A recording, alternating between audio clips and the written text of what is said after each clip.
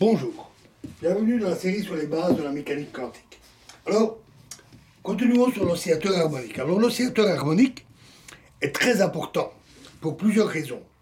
Alors, premièrement, comme je l'ai déjà dit, les équations en mécanique quantique admettent peu de solutions analytiques. Sinon, il faut faire des approximations ou du calcul numérique, qui est souvent extrêmement lourd. Les techniques d'approximation en particulier partent d'une situation connue avec une solution connue et modifient légèrement la situation pour obtenir la situation recherchée. La modification apportée étant considérée comme une petite perturbation. Il existe des méthodes puissantes, très puissantes, qui permettent de faire cela. Il y a la méthode des variations ainsi que la méthode des perturbations. Les solutions analytiques, comme l'oscillateur harmonique par exemple, servant de point de départ, sont alors d'autant plus précieuses qu'elles sont rares. Deuxièmement, l'oscillateur harmonique est vraiment une situation simple et basique. Et il se rencontre donc souvent tel quel ou pour des cas proches, pouvant alors utiliser les techniques d'approximation. Notons que cela arrive d'ailleurs aussi au niveau classique. Le pendule, par exemple, est de ce type. Pour de petites oscillations, si on néglige les frottements, il a un comportement d'oscillateur harmonique, pour de petites oscillations. Mais il s'en écarte pour de plus grandes oscillations, à cause d'une perte de linéarité. C'est d'ailleurs quelque chose que même Galilée avait déjà constaté, puisque c'est lui qui a établi la loi sur la période des oscillations des pendules pour de petites oscillations. Troisièmement, un tel oscillateur idéal n'existe pas au niveau classique, seulement en première approximation. En particulier, les frottements existent toujours. Mais les frottements sont dus aux aspérités des surfaces solides ou à la viscosité des fluides, que ce soit de l'air, de l'eau ou de l'huile. Et c'est donc une manifestation macroscopique. Au niveau microscopique, il n'y a pas de frottement, ça n'existe pas. Et un tel oscillateur idéal est possible et se rencontre. Quatrièmement, tout système oscillant, même non idéal, a une solution qui peut être traitée par une transformation de Fourier, dont nous avons déjà parlé plusieurs fois. On décompose alors la solution en modes dits normaux, qui sont sinusoïdaux. Chacun se comporte alors comme un oscillateur harmonique, qui peut alors servir de base à des calculs plus complexes. Alors, qu'en est-il des applications? Alors, on rencontre l'oscillateur harmonique dans de nombreuses situations. Par exemple, les molécules avec des atomes. Les molécules sont composées d'atomes qui sont liés par des liaisons chimiques. On a deux atomes, par exemple, et entre les deux, une liaison chimique. Et cette liaison met en jeu des électrons et des forces électrostatiques. Ces forces exercent une force de rappel qui fait que la molécule reste liée, et la molécule peut ainsi vibrer comme un ressort. Elle va vibrer comme ceci.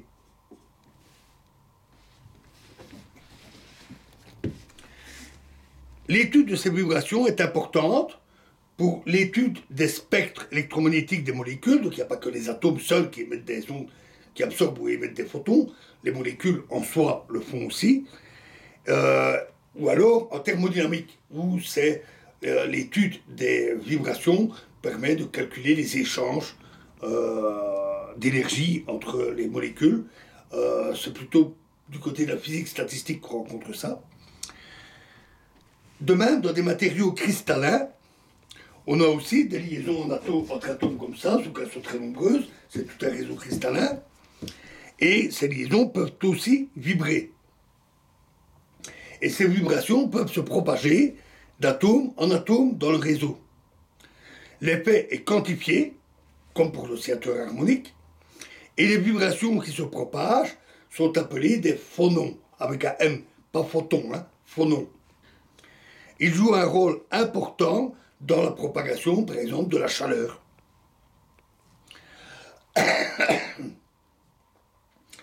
Un autre exemple est le champ électromagnétique. Celui-ci peut se voir comme une collection infinie d'oscillateurs. Alors ça paraît bizarre, d'oscillateurs harmoniques. Ça paraît bizarre, mais c'est exactement ce que je viens de dire. C'est la décomposition. Donc on a le champ qui est réparti, on fait une transformée de Fourier, et on le décompose ainsi en modes normaux. Chacun de ces modes, ou oscillateurs, vibre à toutes les fréquences possibles. Il y a donc une infinité d'oscillateurs qui ne sont d'ailleurs pas localisés.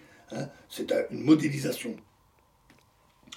Et les opérateurs, la quantification de ces modes normaux donne alors